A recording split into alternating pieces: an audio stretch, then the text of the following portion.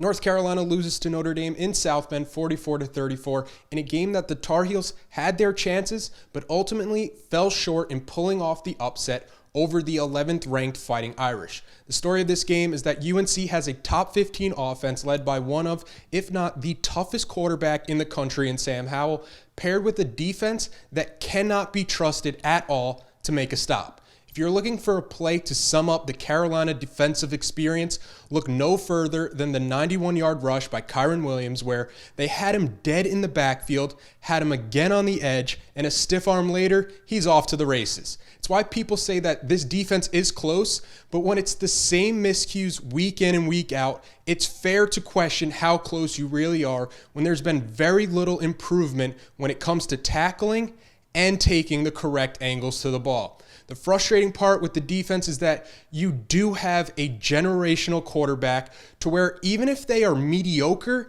he has the talent to carry this team to a conference championship appearance. And instead, it feels like you've wasted his talent with nights like tonight. Carolina, by all accounts, is still ahead of schedule with recruiting classes and young talent, yet the window to win with Howell has all but closed, and the success of the program falls on the shoulder of whoever follows Howell. Big shoes to fill.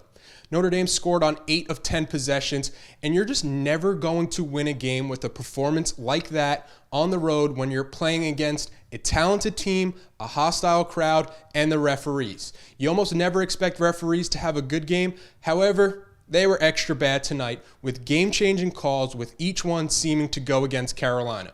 There were positives to build off, like other receivers finally getting involved in the offense besides Josh Downs balling out, like Anton Green, Justin Olsen, and Bryson Nesbitt, who continues to flash in his snaps. Nevertheless, it's the same old where you're realizing that it shouldn't take 40 to 50 points to win a game.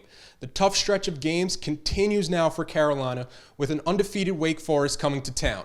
Until then, for Inside Carolina, I'm Taylor Vippolis, signing off.